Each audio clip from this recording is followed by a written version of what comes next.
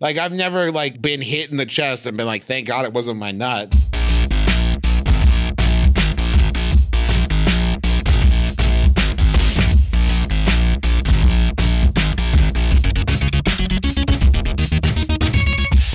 Welcome to Let's Rewatch, the show where we like to watch movies that we loved in our youth and kind of take a look and see if they're actually still any good. I am Nick. With me, as always, we have... I'm Bret. I'm Sam. I'm Ash. Am I in this? And that's Bryce. And this time around, we're joined by a special guest, and I'm actually kind of concerned. I'm thrilled that he's here, but I'm worried that he's been governmentally assigned to appear in every podcast currently recording. Man, I wish that was true. We've got Justin McElroy, who has... Good luck. What'd you say? Oh my God! You sound just like my father. I can't believe I just said that. That's okay. I'm used to it. I used to answer to that. We've got Travis McElroy. Welcome, Travis. Thank you. I'm very excited to be here. I love doing podcasts. Yeah, you've got, what, 8, 9, 10 of your own? I do 8 podcasts. And one of them is easy, though, because it's once a year. Right. So that's a lot easier. To us, Blart. Mm-hmm. That one's the easiest one. So we don't have to record one episode every Thanksgiving. And you've also been guesting on a shitload of podcasts I've been trying to, man, trying to get the word out. Trying to, be on my grind. Spread that gospel. I'm thirsty. I think these are all the right terminology for working hard. So basically, we discovered Travis through my brother and me, and then through so many. Are you sure you know who Travis is, though, right? Yeah. I'm very special. Yeah, the Travis McElroy, right? This is my brother and me is the flagship. That's the first one, and then we launched into the Adventure Zone, which is the one where we play Dungeons and Dragons with our dad. Then I did Bunker Buddies with Andy, where we talk about different apocalypse scenarios, but we have no idea what we're talking about, so it's mostly just us making jokes. There's Can I Pet Your Dog, where me, Renee, and Allegra talk about dogs we met that week, different dogs, breeds, and training tips, and that kind of thing. And then there's Schmanners that I do with my wife, where we talk about different etiquette throughout the ages and how it applies to modern day. There's Interrobang that I do with my friend Tybee, where we rant for 45 minutes. There's Trends Like These, where me and my best friend of the last 14 years, Brent, talk about what's trending on the internet, and we go beyond the headlines to what the actual story is. Then there's still Death to Us Blart, where every year on Thanksgiving, American Thanksgiving, we watch and review the movie Paul Blart Mall Cop 2, and that will continue for the rest of linear time, because when one of us dies, we will be replaced by someone else for the rest of forever. I also produced a show called Baby Geniuses, where they have guests on and experts and that kind of thing. Yeah, most of those shows are on MaximumFun.org, and those are all the shows that I work on. That is super impressive, and Bret, don't you dare cut any of that out. That is a tremendous resume of podcasting. What you're saying is you have a lot of free time. Yeah. And I actually, just as I was saying those, I feel like I missed some. I don't think I did. They're all on McElroyshows.com, so that's the easiest place to find all of them. BT Dubs, I have not listened to all of these shows, but I've listened to many of them. There's so many of them. And they're so I just have a lot to freaking say. good. I listen to Mabim Bam, Adventure Zone, and Terabang. I listen not religiously to Bunker Buddies, but I listen to it a lot. Please don't listen religiously. We're not trying to establish the religion. I know I've heard a lot about it. We're just people. Oh, and Schmanners. Did you mention Schmanners? I still haven't listened to Schmanners. I still haven't listened to Trends Like These. It's my new favorite one. But I just don't have enough time even for Travis podcasts. No, there's too many. My goal is to try to have something for everyone, for literally everyone. Enough podcasts that everyone can listen to their own, and everybody just has a bespoke podcast. That's my goal at the end of the day. You should look into cloning technology. I'm working on it so hard. Oh, trying to spend all these podcast dollars. You know what I mean? That's going to be my new trying to fund some cloning research. Cloning technology. No, bespoke podcasting. Yeah, that's the next thing, where you just create one specific podcast for one person. I could make it me and Paul F. Tompkins just creating podcasts left and right. Are they sold on cassette tapes made of wood? Yes. Oh man, that's how we got started. It all comes back full circle. My brothers and I actually used to record radio shows, this is true, on cassettes that we stole from our church that were supposed to be devotionals and little sermons that you would take home and you would listen on your own, and we would take them and record over them. Oh, no. And just record our own radio shows on them. and then put them back on the shelf in the Man, church. I wish we had been that funny. God, I wish that's what we had done. Mostly, I think they just filled up a shoebox in my older brother's closet. So I'm equally excited about this week's movie. We were kind of having an email exchange, what movie we're going to watch this time. And Travis threw out a list of a few movies that you're interested in. Mm-hmm. And the one that I immediately locked on was Goonies. Yeah. Because I feel like Goonies is the template for what this podcast is all about. And it's kind of the perfect example for what we're doing. But we didn't want to do it too early. And now You've we're said this before where you're like, Goonies, we should watch it. Yeah, and we keep saying on the show, we're going to do it. Now we're going to do it. We're like, 12 episodes deep, something like that? You're 16. 16. I'm so excited to be part of the Goonies episode. I'm not even joking. Like, I remember loving this. There was a part of me, my brothers have shouted me down for this many times. There was a part of me that used to swear up and down that there was a Goonies 2. I don't know why. I don't know why I convinced myself of this. Because it's a great gag. To the point of I could remember like an opening sequence that I convinced myself existed where they, like, it was them older, like in prison. I don't know why. Travis, you have a beautiful I created mind. it from whole cloth. It was not. This was nothing. But I used to like argue with them about it. I'm like, no, I think it's real. There is no Goonies 2. You need to call up psychologist There will be. Elizabeth Loftus, who works at UC Irvine. And she legit can implant fake memories in people's brains. What? She total recalls people?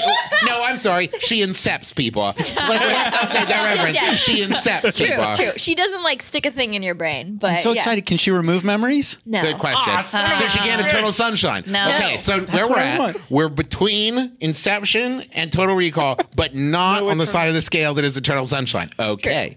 Because if I just you want to could make sure we know where erase we are. Miller's Crossing from my memory and let me watch it over and over again, I would pay hundreds of dollars for that. This is a great, I love the concept for the show because it falls into, as I was driving here, I was trying to think of all the things I could remember from Goonies. And I have that, there's this thing in human memory where like the more you recall a memory, the more corrupted it gets. You like fabricate your own. And so that's the thing is like maybe jokingly one time I said there should be a Goonies 2. And then I talked about it enough times and I was like, you know what, maybe there is a Goonies 2. Yeah. And then eventually, so like a lot on my brother and me, there's all these moments where legitimately a memory will pop into my head and I'll say it to Justin E. Griffin and be like, did this happen?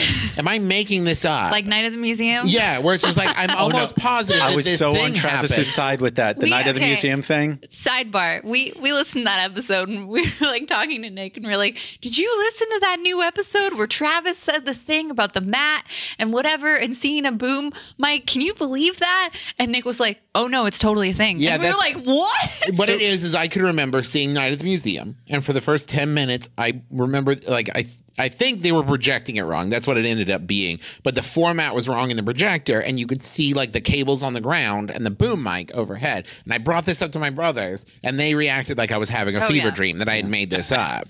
And I was like, and even as I was saying it, I was like, I don't know if this is true. Yeah. I can't remember if I made this up. So you probably got this over Twitter, but I want to say it just so it's out there. The best example of this that you can see proof of immediately, go on YouTube, search for Pee-wee's Big Adventure, the scene where he's locking up his bike.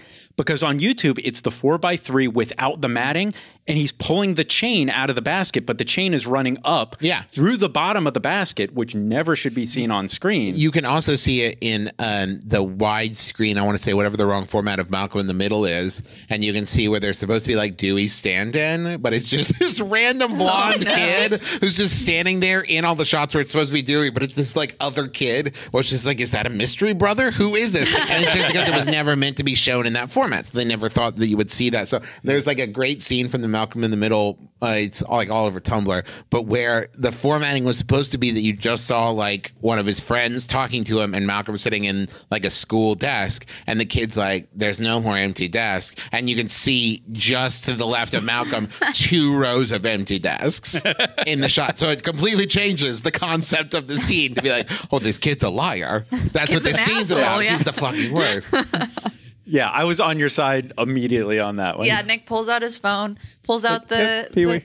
the Pee-wee clip, and I'm just like, because I'm the film school kid that was like, no, this isn't fucking real. But the thing is, if you think about it, the craziest thing about it is true because they will shoot and then let them like mat it in the projector. And when you think about the type of person that's hired to project movies in a movie theater, and this is not to like knock those people. I worked as a projectionist in a movie theater, but you don't think like This is like I spent, $100 million making this movie, and then Steve, who gets $5 an hour, will determine whether or not it looks stupid. Yeah.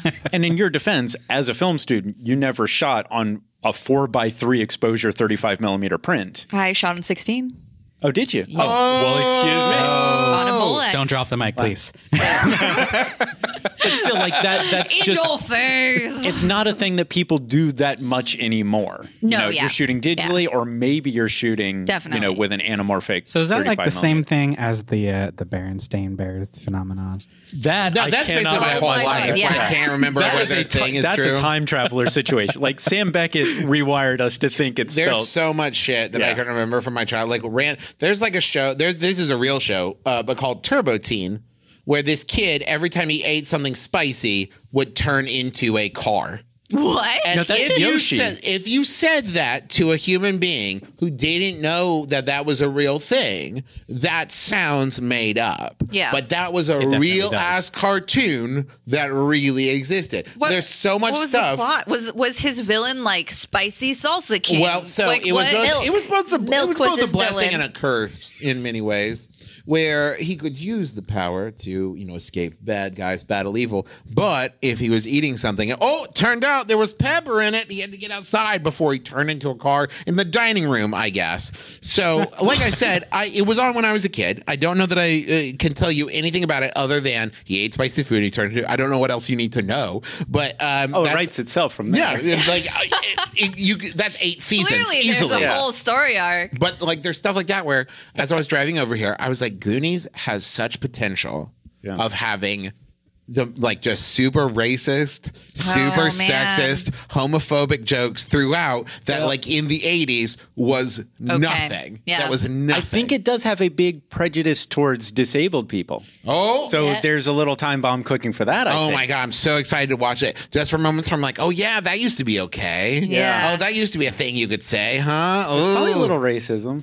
Probably. I mean, I know that there's the Asian kid, Yeah, and there's Data. a lot of jokes around that. I cannot wait. So we're watching Goonies from 1985, directed by one of my very favorites, Richard Donner. We all know Richard Donner from the excellent Superman movies. The only good ones. The only good Superman movies ever. I'm totally on board. I could rant for hours about Man of Steel, but I'm not going We'll to. do that off mic. And of course, the Lethal Weapon movies. Oh. One of my favorites, Scrooged, one of my What? Christmas He did picks. Scrooge? He did direct Scrooge, Wow. yeah. And more recently, Maverick and Timeline. But yeah, Richard Donner's my boy, man. I recently, along the premise of this podcast, I recently made my wife watch Maverick, which was we're talking remember that the being later pretty one, good. right? With Mel Gibson. Yeah, Yeah. I loved Jodie it. Foster. I loved it. And I made her haven't watch seen it. And we got through the whole thing. And in the end, she was like, I thought you said it was a comedy. Oh no. And I was like, it was. And she was like, that was like not funny. And she didn't mean like it was boring. She meant like in the course of the movie, there's people shot, there's like chases. It's an action movie that I remembered as just a I remember it being slapping good time. But there's like some very dramatic parts in it. My wife was like, I did not care for that at all because I had built it up for her that it was going to be this hilarious like slapstick. Like I described it like it was Shanghai Noon. Like I was like, it's like a buddy kind, Jodie Foster and Mel Gibson. It's hilarious. And she was like, that was not a comedy. And I was like, it's pretty funny. And she's like, no, like there was not a joke in it. It's just like whimsical events. I was like, oh, you're right. It's not a comedy at all. Which is kind of what we're doing in this show anyway. Like there's so many hazy memories. We think we know, like go back to our American Werewolf in London episode. Yeah. There's shit we think we know that we're really wrong about. Nick was Yeah. so incredibly wrong about everything about that movie. Yeah. Except it being awesome. It was it being awesome. Yeah, you're right. We've got a bunch of child actors, a few of which grew up to be people we know and love Few today. of which grew up to be people. Yeah. Corey Feldman is in this. Really? Yeah. Oh my God. Sean Astin, also known as Samwise Gamgee. Here's the one thing I know when they were doing the like 20th anniversary, 15th, and I look back, they did like a commentary for the movie now as adults. and Sean Astin was doing Lord of the Rings. So they stood a little Sean Astin, like Samwise doll, like in his chair, and they would occasionally like ask it questions and reference it. It was every other kid now was an adult except Sean Astin. So they'd be like, what do you think, Sean? Oh, okay, yeah. But I think the biggest child actor from this movie that grew up to be one of our big stars today is Josh Brolin. I think, snap. Yeah, little kid Josh Brolin in Who's this. that? Yeah, wait, what? So he kind of had his... Oh, you mean like who is he now? He kind of had his comeback with Hollow Man in 2000, but we No really Country for saw Old him... Men. No Country for Old Men and Planet Terror were the same year. Yeah. What did he do Really? just Those were the recently? same- Hail Caesar. Hail Caesar yeah, just Hail now. Caesar. That's what he was just in there. Yeah, the big Hollywood exec.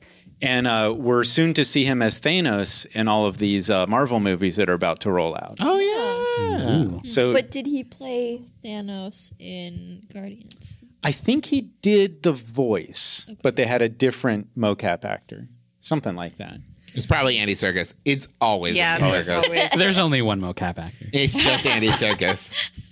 and the family Talk circus, about of course. whitewashing and His brothers, his sisters, his mom, the whole family circus. Including little Jeffy. And Little Jeffy, but he didn't do it. Who did? Not me. not me. So yeah, at this time, he was really just James Brolin's kid. And so I'm kind of curious. So James Brolin was this other I'm awful. big actor. James Brolin Lot in of- Maverick. He was in Maverick. Yeah, Okay. he plays the guy, the mayor, whoever's organizing the big poker tournament. Man, I hope that's true. I feel like that's true. I said it with such confidence, didn't I? It was You one of those owned things it. where I said it, and then I was like, "Wait, hold on, is that true?" I think it's true. I'm We'll standing check by out. it. We'll check IMDb, and if you're right, we'll edit out your second guessing. Yeah. No, leave it in. So then I get a lot of people being like, "You were," and I like that. That makes you feel nice. You are smart, Travis. Everyone likes you. That means if you're wrong, though, Twitter, Well, you that- must crush him. That's the tricky tightrope right there. Yeah. You just got to be right for that to work. So yeah, I think this is going to be an interesting experience. I want to kind of go around the room and get an idea of what we expect. For me, this has always been that movie that everybody reveres that I barely remember. I vividly remember a few scenes. There's a line delivered by Sean Astin that for some reason stuck in my memory that nothing else does. But I'm a really big fan of these movies of that era that were shot from the point of view of the child. Yeah. I always talk about E.T., and I think this movie is one of those. When was this shot? This was 85, a little after E.T. I think, because what I was going to say is I agree with you, because what I remember from this is that this was not patronizing to kids, which is why I think it's still revered. And I think that it is still a thing that people look back on and remember, because this was not, the kids were like the snot-nosed brats and like, or they weren't, just there to be like comic relief. That like the heroes of this movie were like an average age of like 10 to 14. And so it was about like, hey, kids, you can do cool stuff too. And it's not a joke that you're doing cool stuff and it's not weird. There was like, I feel like there were a ton of these kinds of movies in the 80s where it's like your ETs, Yeah. what's the Explorers? Is that what it was called? Explorers and Flight of the Navigator Yeah. kind of meshed together in my mind. But I think just they're that both idea like of like, that. here are some kids on an adventure. Like, it's not weird. This is, you too From could go the on an adventure. perspective of the kids. To be fair, Flight of the Navigator was really weird. It was. The weirdest part is when he sneaks inside a robot to get back to the ship. And then the robot is Pee Wee Herman. There's a time Wait, travel. what? No, he I've gets never in seen this this box, movie. like a weird box thing to get onto the ship, to get back to the, because he like wakes up in the future and Yeah. Sarah Jessica Parker's there and like she's got dye in her hair. It's a whole thing, you guys. This sounds like the game we've been playing. I don't need to know what you guys do in your private time. Well, Travis, we invite Pee Wee Herman over. Well, why wouldn't you? That sounds awesome. I No, bet it he does knows not. some stuff. No, we've been playing. What is it? Broken Age. So Maybe it's not like that at all. I don't know. If you need to know what Flight of the Navigator was, it's Pee Wee Herman as the disembodied voice of a ship going, "See you later, navigator," and like That was solid. That was I want you to really know. good, yeah. Solid. all right. Next week we'll be doing Flight of the Navigator. Yeah. Yeah. No, please don't make me watch that again. I remember it being awesome. You are wrong. it had a great soundtrack. But I remember this movie It was like Kid Night Rider. as It was great. I remember this movie being, I want to say, empowering for kids. We'll see how that actually Well, we kind of felt pans that out. way There's so about much room for that to be Jumanji wrong. too, where Yeah. it was like Jumanji again, kind of like puts Jumanji's you- just messed up, you guys. Well, it is. Yeah, I think it tried, and But Jumanji- there's something about the late 80s, early 90s films that did that, where they put the kids as like the main characters. Yeah. and that's funny because I feel the same way about the early '80s movies. Yeah. Once again, 10-year age difference. Yeah.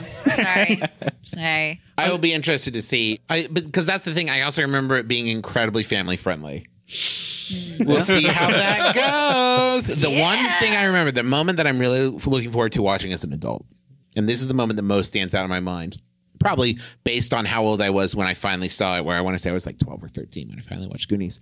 So there's a moment where the younger brother kisses the older brother's girlfriend Ooh. Oh, by yeah. pretending to be him standing in a hole. Wait, And that's no. the only thing I can remember. That How they're would in you the describe dark. this hole? Well, all I Is it remember is a- like they're in the dark, and he's like does the voice. That, like I said, haven't watched this in easily 20 years, and I think that like she kisses him, and she's like, "Are you standing in a hole?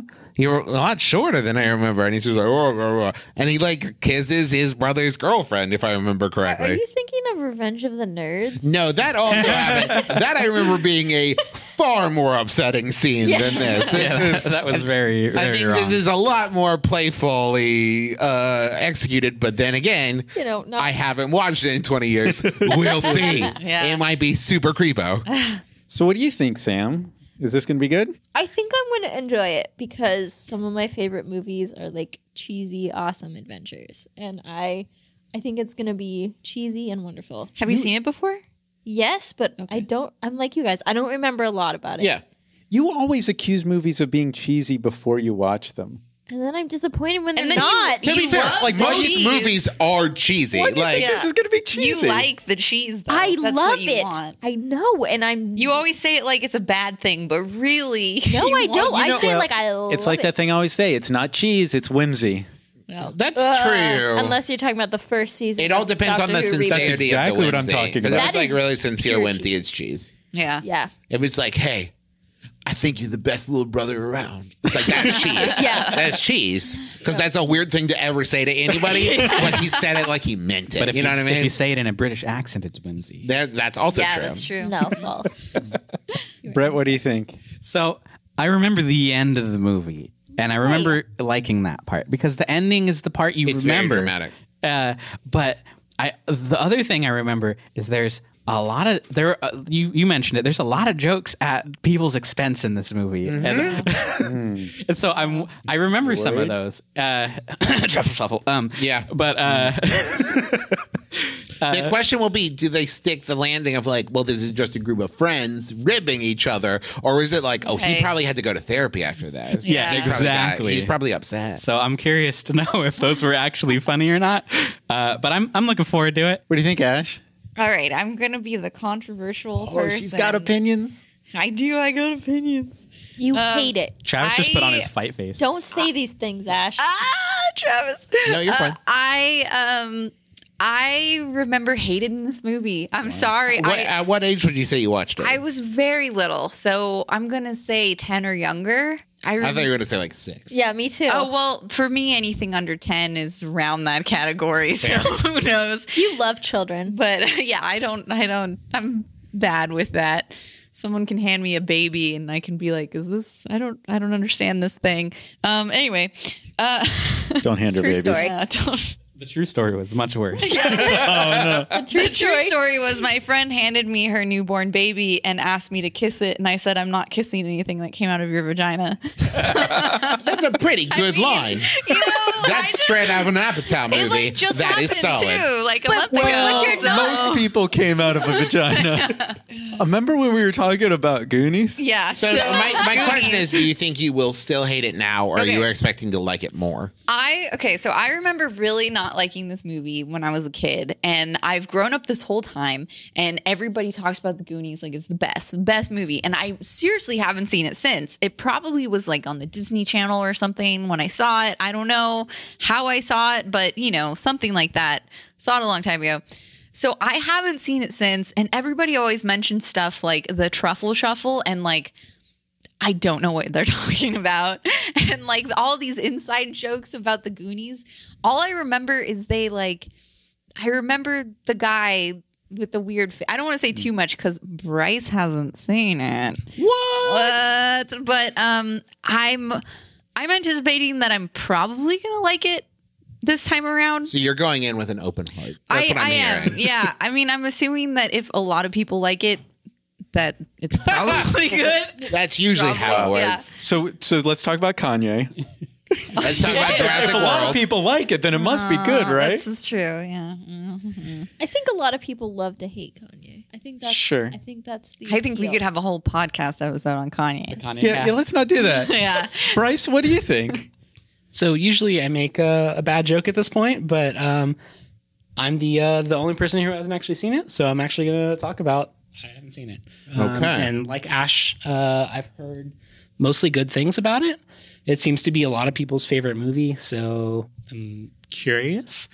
It seems to be people of like our generation specifically. It's heavy nostalgia. Yeah. That's the Yeah. thing. Is I think expect that. I think it's a thing where it's just like, and I'm not saying that it's not good. As I said, haven't seen it in a while, but I do know that like when people talk about it, they talk about it in that way that you talk about your hometown, right? Where it's like, but you moved away from there. But it's that idea of like, I sure did. But when people talk about like how much they love Goonies, they reference about 5 minutes worth of footage from like Right. a 2-hour long movie. So it's like, how do you just remember like 3 really good moments, or is it a really good movie? And even with knowing that popular culture about the movie, I'm still like, what the fuck is the plot of this movie? Yeah. Like, I don't know. Oh, there's a plot and it's Really? excellent. Okay. So yeah, I'm curious to go in without that nostalgia filter. Yeah, Bryce will be our meter on if it's actually good. You've spoken We'll see. more in this past like 2 minutes than you have over the course of our entire. Yeah, I think podcast. there's usually you there's need like to take there's a a breather there. 10-word per episode count for me. In this episode, introducing Bryce. Yeah. So final word, Travis, what do you think? What are your expectations? I am expecting to like it okay, but I think that it's built up so much in my mind that it will not live up to the hype. There's some danger there. So Goonies is available on Amazon streaming. You can buy or rent it on iTunes. Of course, you could buy DVDs. When you search for it, your iPad will auto-complete the word goodies. So backspace a little bit and actually type in Goonies. And you should be able to find it. It's not on Netflix, but there's lots of places you can get it. Or again, go to your parents' house and bust out the VHS. Yeah, Right. This always one works. is in the paper sleeve in the back of the Yeah. So we're going to take a little break and watch Goonies, and then we'll jump back on the mic and we'll share with you what we thought of it.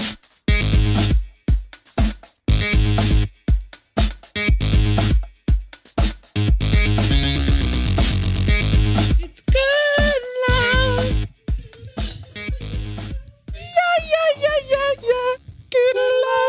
So yeah, we just finished watching Goonies. And I have to say, of all the children's movies I've watched and enjoyed, this one was chock full of dick jokes.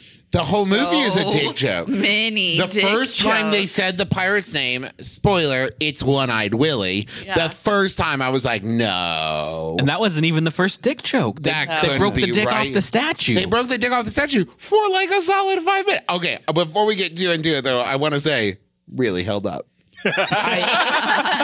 I enjoyed it immensely. I agree. Right? It was amazing. And Okay. it was like the perfect balance of cheese and whimsy. Now back to dick jokes.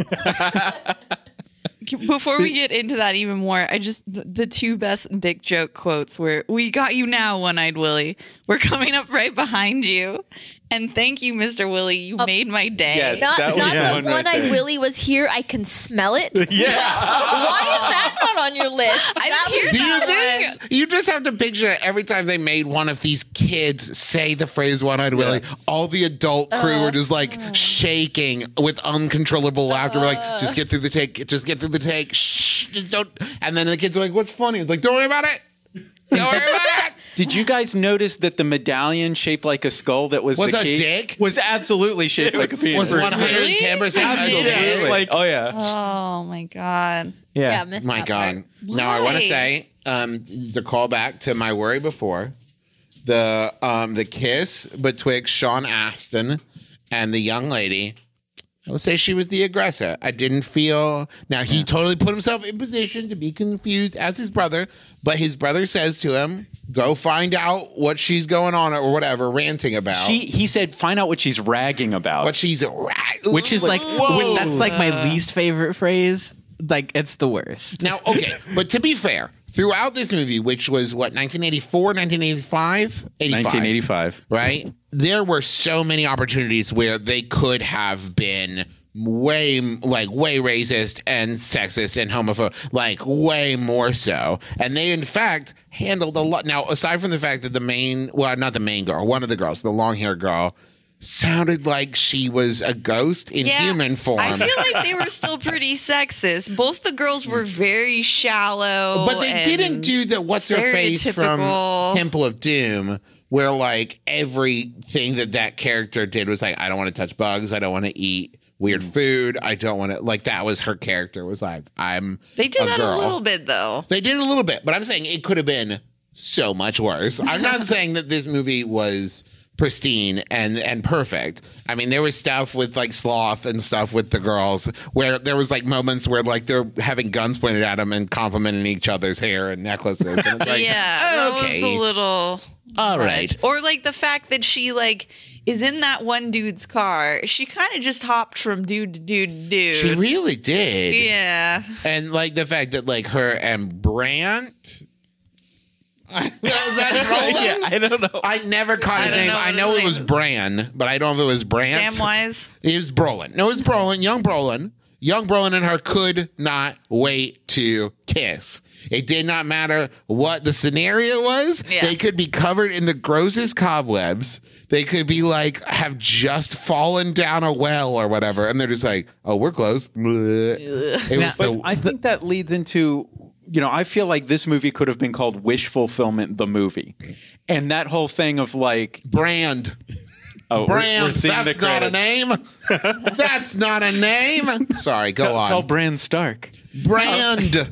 With a D. Brand. Not Brand Like Flakes. it's his personal brand. Like he's been building up his Twitter presence. I just want to point out, though, like from the very first time any of the characters got close, Travis was just like, kiss. Listen, you can paint me like a then weirdo, finally but it watch this happened. movie. Everybody's lips are 3 inches away from each other the entire movie. Well, that's the And then thing is, it started happening like then it over happened. and over. This movie was definitely a Three times. romance between Chunk and Sloth. Oh no, 100%. But it was like they couldn't decide. It was like they started shooting the movie and halfway through were like, we need to make somebody kiss. There's some 'Cause they're chemistry here. close. This whole set is chemistry.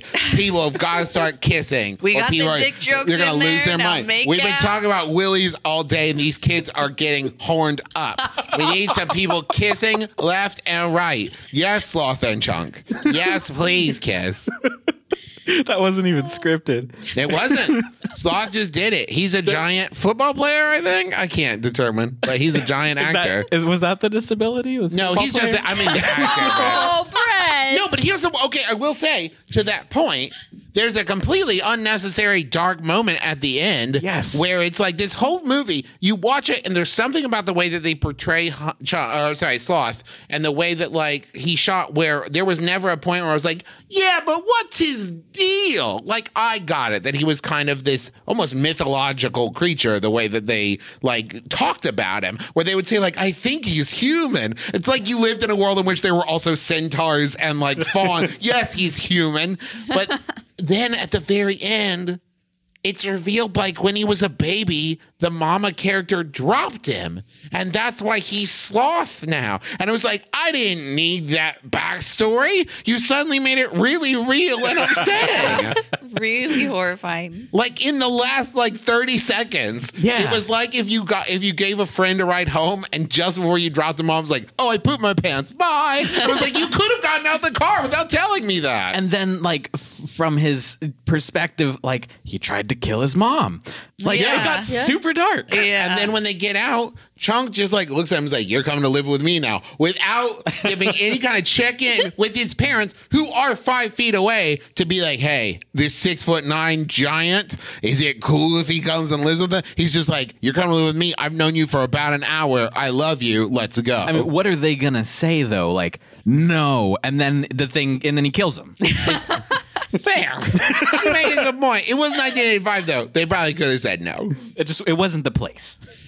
I will say this, that this movie, exactly what we talked about beforehand, really falls into that category of you can totally get why any kid, male, female, whatever, would fall in love with this movie if they saw it like between the ages of like 10 and 15, because it's like left and right, this empowerment of kids of like, we got this far and this expert adult couldn't, and like every turn of like the kids outsmarting the adults, adventure around every corner. There's literally zero consequences in this movie.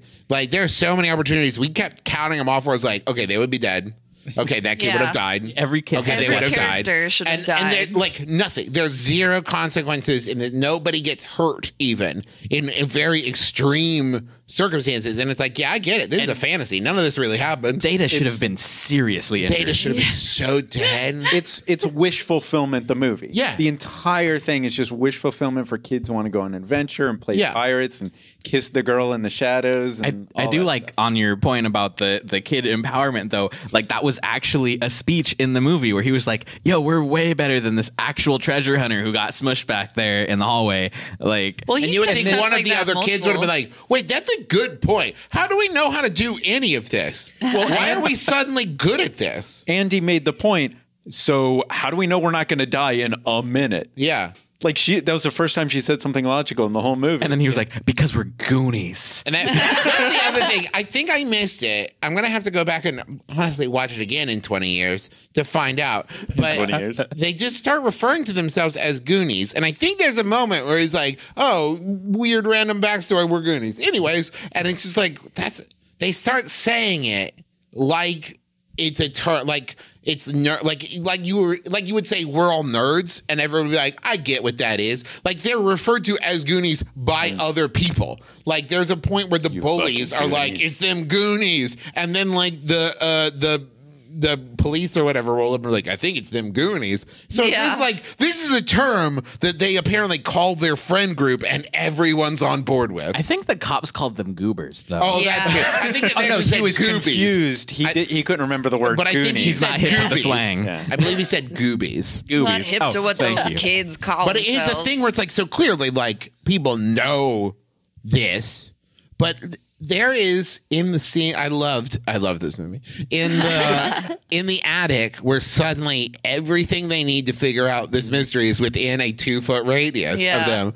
There is so much exposition and backstory for them, the town, the pirates, like just said literally with Sean Astin looking at the camera going, so here's the deal. There's some pirate. You might as well have gone, all right, Travis, listen up. Yeah.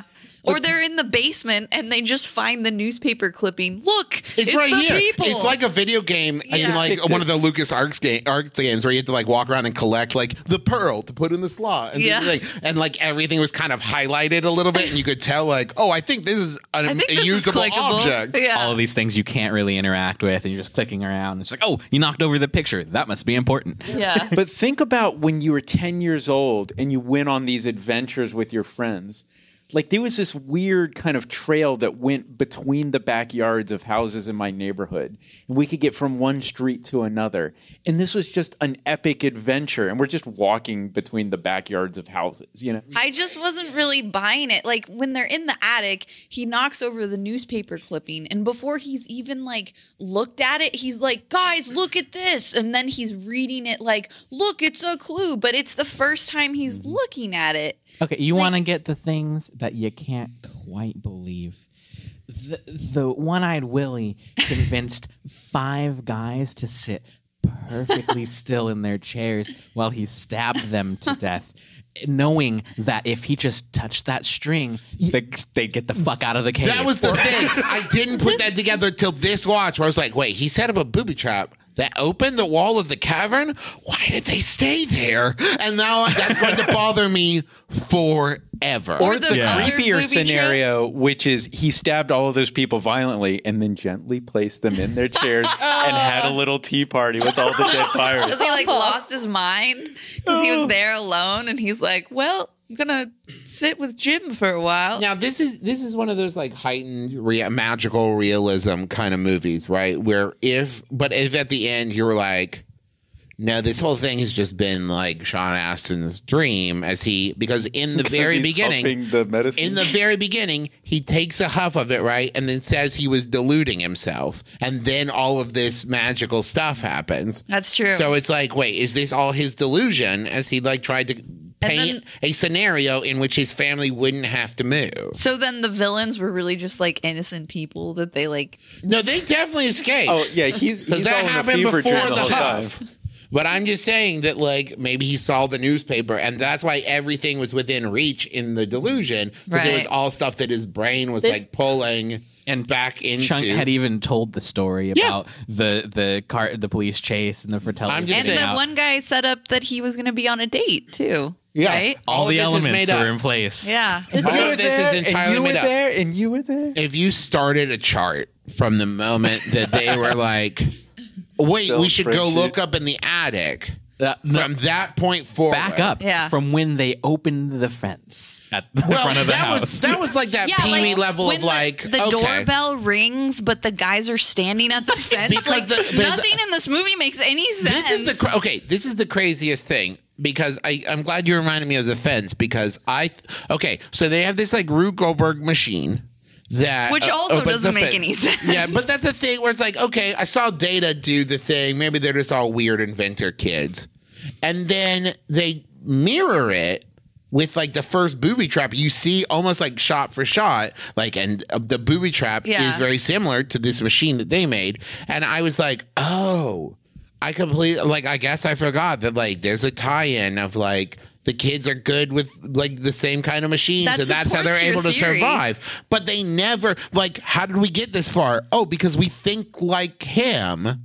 But no one ever said that line. But they clearly justified it by going, oh, he set up traps just like we set up traps. He thinks like us. And he does say at the end when he's with One-Eyed Willie, he's like, you were the first Goonie, or you were a Goonie. And it's like, okay, but like you should have said that way before. Yeah. Not because he has a grown over eye hole in his skull. The weirdest also reveal. didn't make any sense. But so here's why I buy that. It should be another hole. There's just not an eye there. No, his eyes should have been lower, and then he would have been one of the Fratellis. That's true too. So here's why I buy the whole Rube Goldberg machine thing thematically, because it's like your fantasy trope of this is a world like our world, but magic exists, or but dragons exist. So this is a world like our world, Except but Rube Goldberg. complex Rube Goldberg machine technology exists. I mean, because they do the thing with I the think that works very piano well. where the floor falls away, and they don't even try to justify the mechanic Yeah, of like that. the mechanics of all of this doesn't make any sense. That one guy's crushed by one of the falling rock things, but somehow, as Sam, I think you pointed out, somehow the rope repaired itself. Well, Like, and if you think how about did it reset? A way better example of that kind of like booby trap thing is in Last Crusade, where like he has to like spell out the name of the Latin Lord, alphabet, and it's Jehovah because begins with an those I. are the ones that are supported, and it's like, oh, okay, I get why this would work, and the others would fall away because they're like loosely there. I agree. I feel like the whimsy of the science not making sense definitely aligns with like how I was as a kid. You know, you'd like be out playing and you'd like jump off of a high place and flap your arms really fast, and you'd still fall just as normal, but you thought, maybe you flew for a sec because it didn't feel as fast as the last time. Yeah, the most out of place, like, sleuthing was the Chunk knocking over the water thing, and they're like, oh, wait, you hear that water? It sounds like it's dripping down into a cave that we could enter because it's under the fireplace. The most unbelievable part of it was the time from them reaching Scary Kitchen, Scary Restaurant, to when they actually went down into the tunnel. because everybody was the worst at being reluctant I've ever seen in a movie where everyone's like, I don't want to, as they're like walking forward into the place. Yeah. Then they get scared away. They get outside. Everyone's like, oh, we made it out. Let's go back in. And it's like, wait, hold on. Everybody's super on board with whatever Sean Astin wants to do as they're going, we don't want to do this, but all right. Yeah, like to me, it's not just the science. Like the science is like clearly there's so many ridiculousness. It's kid battleship. Yeah, and like whatever, you can accept that. But to me, there's like so many other things about this movie that just don't make any fucking sense. Their house is getting demolished tomorrow and they haven't even started packing. But to be fair, What? all of the demolishing thing, though, that's a very 80s trope of like, they're coming to take over the rec center. And you're But, like, wait, like, how does that work? Also, they Even- established that everything in the house was the property of the museum. And if they demolished the house with all that museum stuff in there's millions of dollars to be collected. And let me go, I don't think that they were demolishing the house the next day. I think they had It was to be insurance moved fraud. out.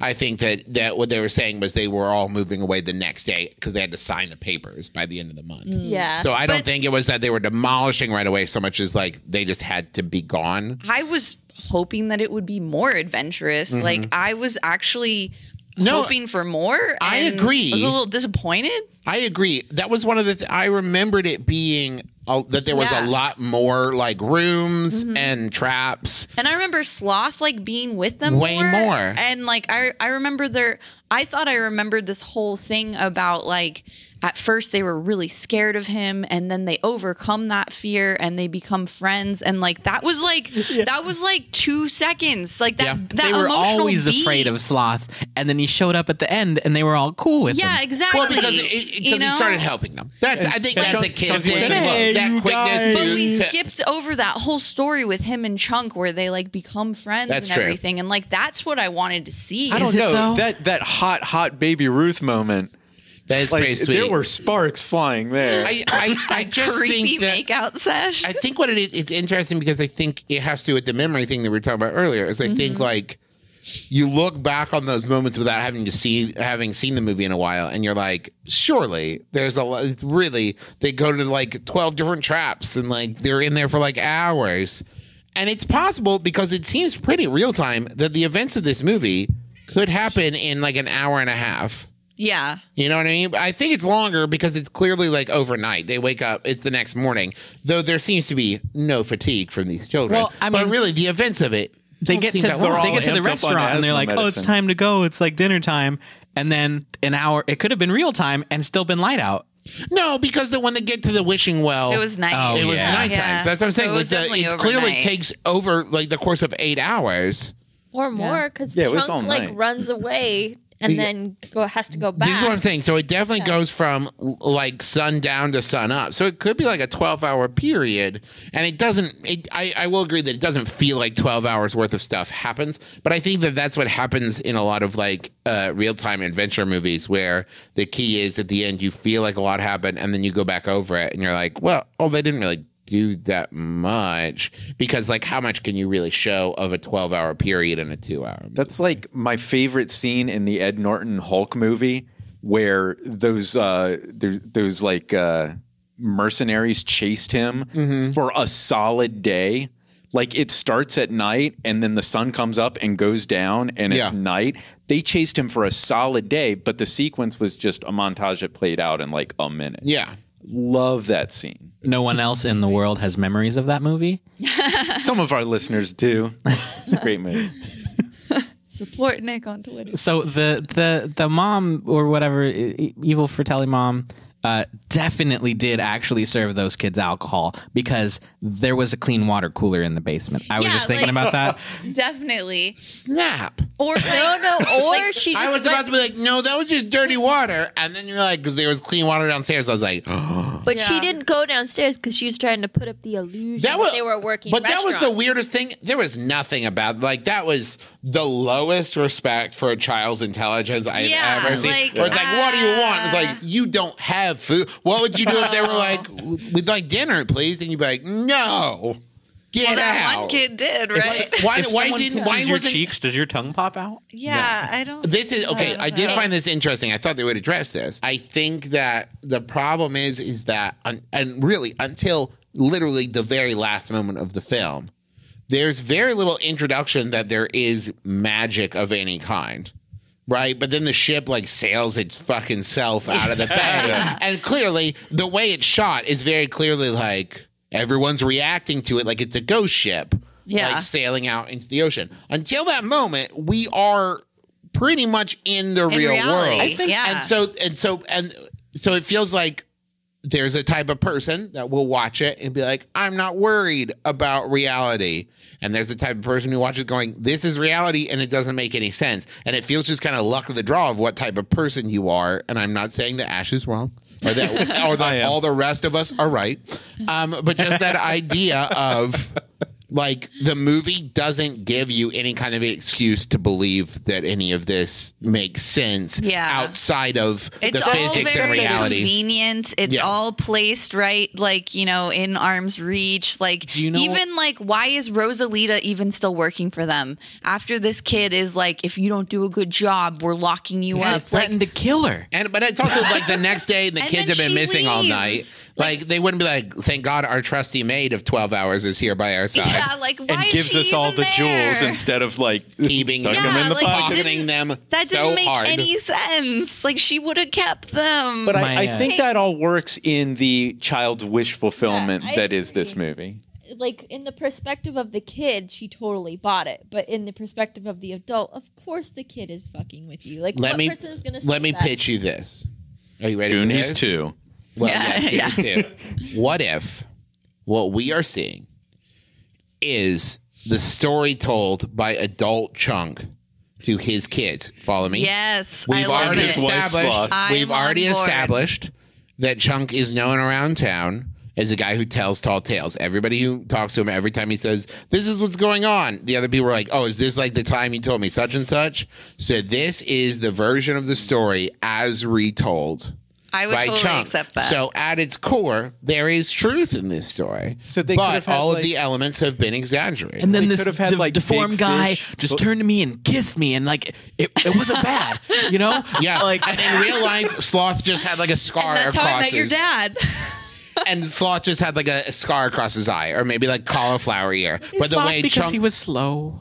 no, I think it was Sloth because it was the 80s.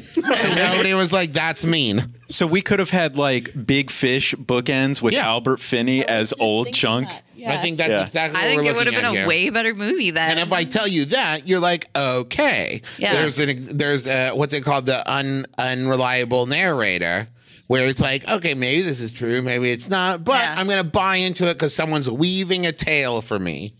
And like you said, they've established his character like that. So. And all of the magic happens outside of Chunk's being there. Like he doesn't see any of the traps or any of the cave stuff or any of the pirate So he ships could make it booby all trap up. stuff or anything that he doesn't see anything. I definitely think that has some truth. And then also if you pair that with the story being told from the perspective of the kids and not like the logical perspective of an adult, it makes total sense. Yeah. I like the idea that there was just a canoe with a roll of quarters in it. And this is the story that Chunk told. Right? My favorite, before we wrap up, my favorite random moment is when they find the wishing well, and Feldman has this weird. I want to talk about this moment. This weird, passionate moment. Yeah. Where suddenly he sounds like if you gave his tone of voice and attitude to a like 45-year-old woman who in a movie who was in an abusive relationship and she had dreamed of like being a star, but it had all fallen apart because of her alcoholic husband. That was how he delivered that. Am I wrong? He literally said, this one was my dream. And like, you're 10. What is this? This was the moment that I said, speaking of things that I always fuck up, I said in the beginning, there's a moment that Sean Astin delivers that's so perfect. And I was so wrong because it was Feldman. But to be fair, and it's like 30 seconds apart from Astin's big moment of like, we're Goonies and Goonies. But I love this moment, this one's mine and I'm taking it back. I'm taking them all back. That's the moment. And then that he just really, like and then he dives into the water. disappears into the water. I think it's a beautiful moment. No, listen, I get where you're coming from, but I love that moment. It's justified to me because like these kids have been dealing with the fact that like their childhood homes are being scattered to the wind, but it's just such a moment of like the heat that he is bringing to it is like when you see a child who's like funny in a way that a child should not be. It's like, are you a 40-year-old in a child's body? You're way too funny for a 4-year-old. That's how I felt about this moment. It was like Feldman was bringing this heat where I was like, what have you seen at this point, Corey? You know, I think this is Feldman's wheelhouse because he had a moment like that in Stand By Me when he has the breakdown and talks about what his dad did to him. Yeah. Wait, was this before or after Stand By Me? I'm going to say a little bit before. I think he was a little older in Stand By Me. Okay. But really? That's the thing. That's a guess, And let me I tell you, think. I mean, before he nails the moment. Yeah. I'm not saying he blows it. I'm just saying that in the midst of this whimsical adventure, he has this moment. Like I thought the next moment was going to be, my dad's been abusing me. Like that's how he delivers this shit of like, this one's my dream. And like they were all like, we know. We know. You mean the emotional core of the movie? That's what I'm saying. But it's like you're waiting for some reveal other than because they're taking my house away. Because it's like, hey, we all felt that. It's that moment that comes in a movie about much older kids. It's the Judd Nelson moment in Breakfast Club. Is that who it is? Judd Nelson? Yeah. Yes. Where it's, you know what I got for Christmas? Like that's the heat that this 12-year-old is bringing to this moment where it's like, what are they about to reveal? And it's just like, nah, he's bummed. He's bummed about his house and stuff. He's bummed. So let's get our final judgments on this thing. Brett, what do you think? What's your verdict? So I really liked it. That was all right. I mean, I don't think I'm gonna be like going out of my way to suggest it to people, but like, Especially if they haven't seen it before. I feel like it's something I wouldn't want to show to like a 35-year-old for the first I know. time. I'm really interested to I hear cannot what wait. Bryce feels. but no, it was pretty enjoyable. The stuff that I thought was gonna be like bad wasn't in there. Truffle Shuffle's still terrible, but like to that point, I want to give credit where credit is due. Mouth, Feldman's the one who makes him do it, and then Sean Astin's like, stop it. Hey, stop it. And it's not, I remembered it as like a horde of kids standing around him pointing and laughing. Poking That with a was not stick. it. It was like it happens for like 1/2 of a second, and it's just Feldman being a dick. But Exactly. also, credit where credit's due. The filmmakers do continue to use his fatness as He a has joke. fat Tourette's. Like, you guys, yes, he fat has enabling fat parents. Tourette's. He smells food and has to say it out loud. Yeah, it happens numerous times in the movie to the it was point where they have to pretty cover bad. his mouth so that he doesn't get discovered because he can't shut Can't his stop mouth. about ice cream. And he's just Because like, this was pizza, pepperoni. And they're like covering his mouth. And then his I mom love the shows idea up of fat and- Tourette's. with Domino's. Domino's, Yeah, like enabling parents. I just think that no, that was bad. Like, yeah, they weren't racist, but they were like, that was pretty bad about fat. Like, that's not cool. It was a Scooby-Doo movie. So them like holding him as he's like dreaming of pepperoni. Like, This is a good question. Did you like these kids? yeah. Did you find these kids I want to hang out with relatable? I want to No, be 10 years old and hang I out with these didn't. kids. You know, I hung out with every one of these kids when I was younger. It's pretty awesome, wasn't it? But okay, sure, but like, in my opinion, the two really, yeah, it wasn't racist. The movie wasn't racist, but the fat jokes were distasteful, in my opinion, and the female characters were completely shallow and like. That's what I was going to say. like- It killed me. The blonde was nothing. I'm sorry, but it was like pretty sexist. Like That was yeah. yeah. that was you know, a rough it was part of the sexist. movie. I would say it was sexist by omission for me because you had these two female characters, and Andy, was that the girl? Who was the girl? Right. Yeah, Andy and yeah. Stephanie. She was there to be like, oh my god, you guys, but like a ghost might. Like if she was a ghost cheerleader, I would believe it. And the other one, I remembered being this like annoying, you know, that friend sidekick that was in so many 80s movies, like the Kimmy Gibbler of like the movie where the joke was like how annoying. She was nothing. No, like, she was and nothing. and that was not a They knock were on the both actress. Very shallow. That actress is no very depth good. to their characters. She's grown to be like she does a ton of shit still, but they didn't give her like any lines. She No, doesn't do yeah. anything in the group. But the thing is, I will say the boy characters were well developed. I love the fact that the main character, he always pronounces words wrong. Like, I love that that was his thing. The mouth guy, he's a smart ass. The chunk guy, he's a klutz, and his klutz, like, you know, always ends up helping them. Like, I like that they all had their like little thing. Lisa dropped the water cooler. But the older kids had nothing. Even the older brother, he was really shallow. He was a brother type. His job was be brother, and he did it great. And at least he was a little protective of them, and like. But the girls, literally, their only character defining anything was that girl. We're girls. Yeah.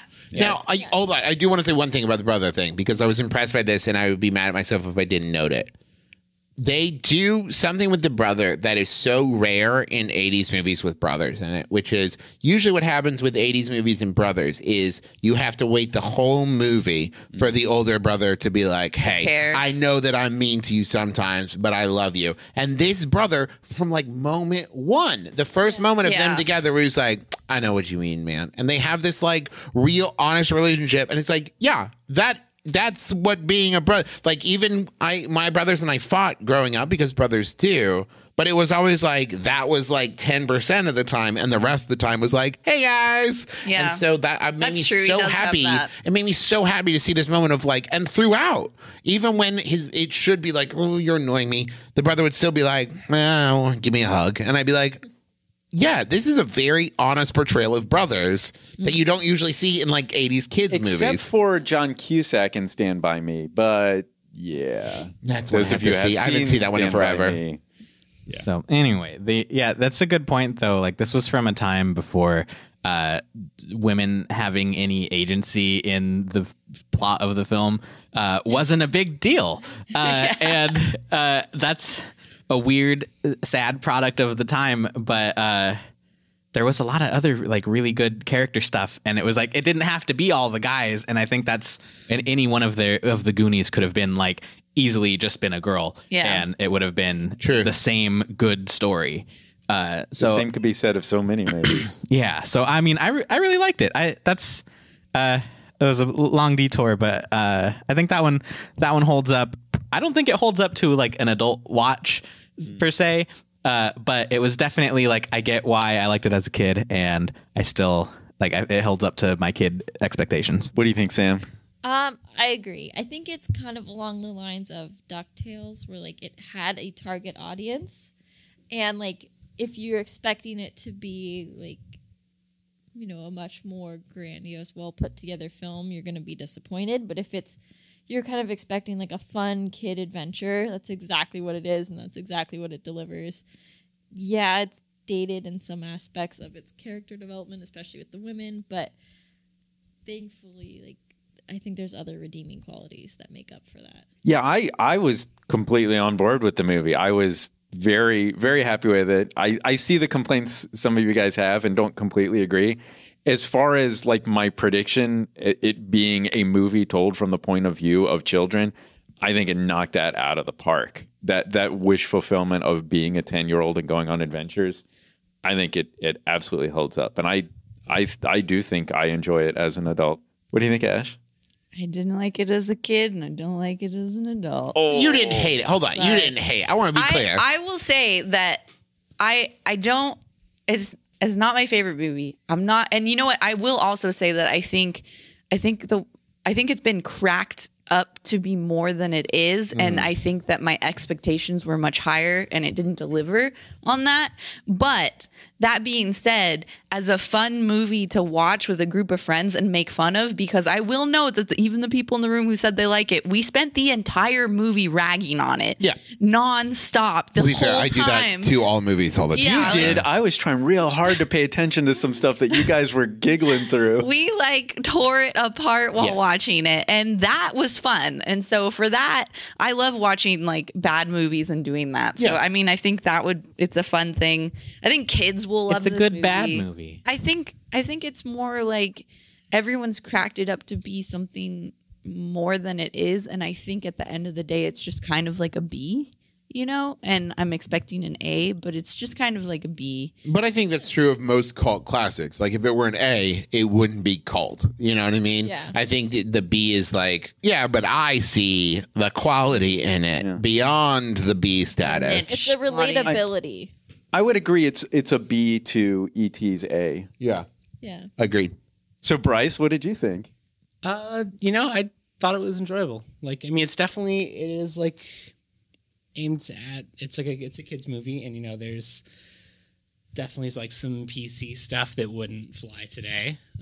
But it was still, it was like a fun journey, and seeing these kids, what they go through. Like it was, I think if I was younger and seeing it for the first time, I think I would. So as an adult, having seen it for the very first time, you think it's still fairly solid?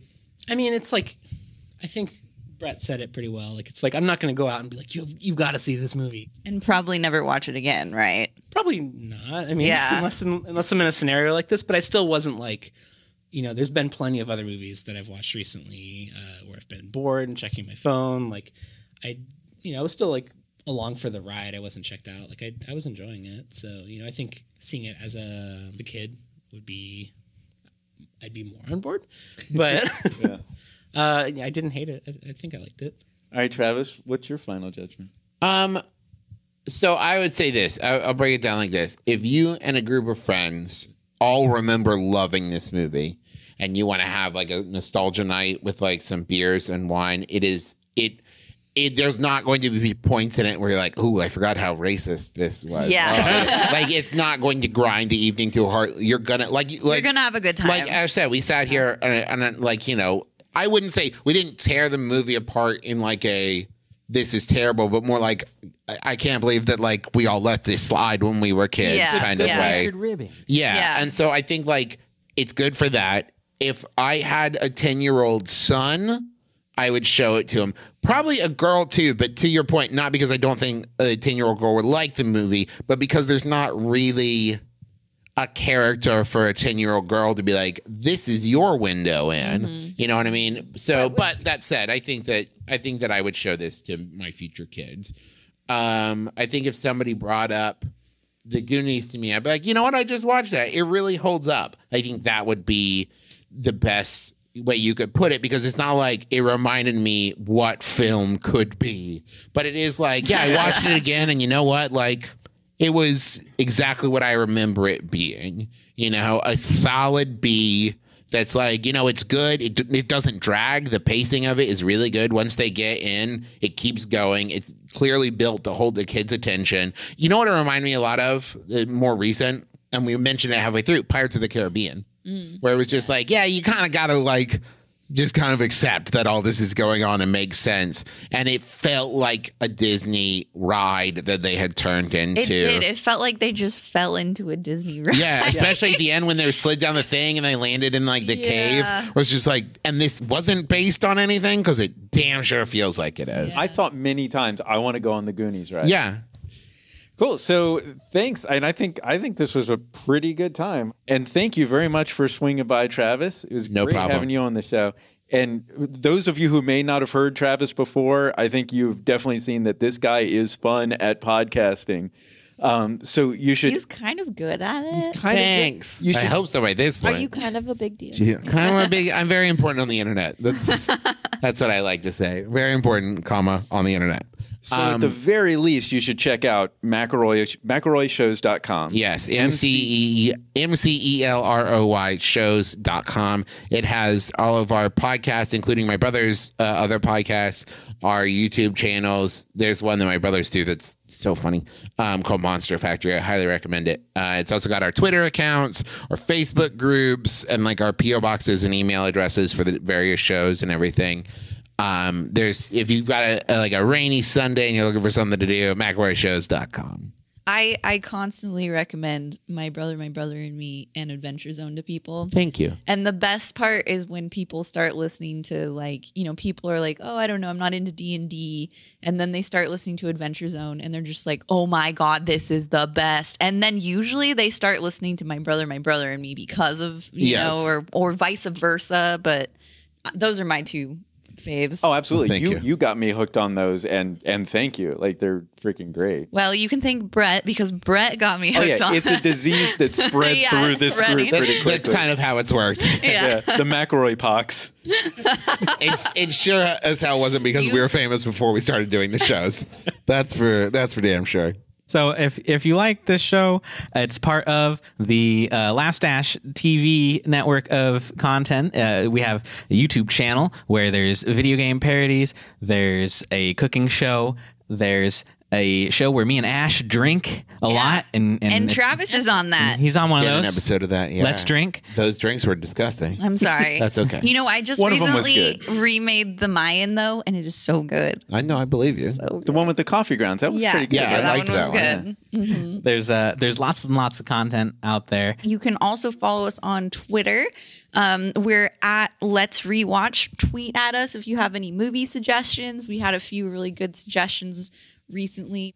So thank you to people who have been tweeting at us. Theodore, Ralph, Rosher. Sam. I tweeted Thanks a tweet. for tweeting at us, Sam.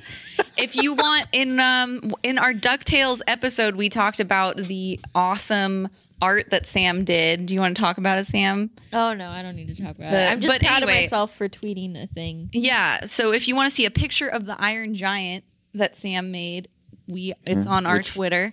We Yeah, talked I about in a tweeted recent that episode. right before Bret kicked him off the shelf, and he decapitated him and broke him in half, and I had to rush him to Did the the ER pieces all move together again?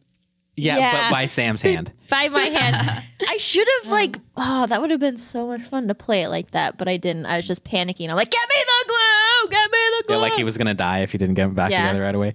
So yeah, thanks to Ralph Verlaze who recommended Sandlot, which yes. would That's a good one. definitely Yeah, be a good. yeah. And hopefully we can get that one in soon. And then I you have can it on also DVD. follow Laughstash TV at Laughstash TV as well. Yeah, we all have personal Twitters. You can tweet at us. Mine's Bread Eagles, bread the food _ Eagles, like more than one. The bird. The bird. And then Several eagles. Sam, I don't know mine. Sam is Sam L. Wilson with 2 L's. One wheel. Willson has 2 L's, not the L in between. I'm One Wheel Nick. I'm at Ash's Stash. I'm actually going to plug mine for once. I'm Eggnoff, EGGNOF. And actually, check Bryce's Twitter out. He actually has a lot of followers for someone who never uses Twitter. And Travis, you're verified on Twitter, right? Right? I'm not. Right? Way to rub it in. No, listen. I'm glad that you brought it up, Nick. Every platform, I'm sure you are. every platform I have to petition people. Both my brothers are verified. I am a middle child who is not. I'm the only one who's not verified out of the 3 brothers. It hurts me to my core It's every not your day. birthright, apparently. Well, they are both journalists outside of the other shows that we do, so that is why they are verified. But if you or anyone you know has any Poole over at the Twitter, and you can get me verified, please contact me at Travis McElroy. It's so bad. I'm a man without shame. I will accept help from any avenue. Please help. For just pennies a day, you can verify my poor Twitter. And if you liked what you heard, please review us on iTunes. We really appreciate it. Also on Stitcher now. Yeah, I was just gonna bring it up. We are spreading out wide Super there. legit. Just like one-eyed Willie. Sorry. No more like They sloth. had to know, right? Right. So, like, they had to know. Mr. Donner, if you're listening, you knew, right? Oh, Richard Donner knew. You knew. Old Dick Donner. Do you think knew. like the kids didn't though? And every time they said it, like everyone on Brolin set's just knew. like, I guarantee you Brolin knew. I think Brolin explained it to the other kids one by one, and they all had a moment. I bet if you watch the movie in the right or like skip around to the scenes, you can watch the kids be like, oh, I'm talking about a dick. When you said spreading wide, like the movie, I thought you were talking about Sloth at the end when he made all the kids run under his no. legs. in between his crotch. love you, Sloth. And then Chunks like But rubbing I up actually think against. that's a very sweet moment because it could have been played like, oh, we don't want to. And they just, like, they crawl between his legs. Like, yeah, we trust you Like you do. completely. It's not that. I thought it was a very sweet moment. All the dicks went over their heads. Oh my god! Oh, just one deformed one. Yeah. I was going to say, you did pluralize it like Sloth had multiple dicks. We'll We don't never know what was in there. So join us every 2 weeks for more Let's Rewatch, where we'll watch more movies that we loved and see if they still hold up. So yeah, check us out every 2 weeks. Subscribe on iTunes, Stitcher, and all that stuff. All right. So next time on Let's Rewatch, we'll be watching The Burning Dead, Volcano Zombies. That's pretty good.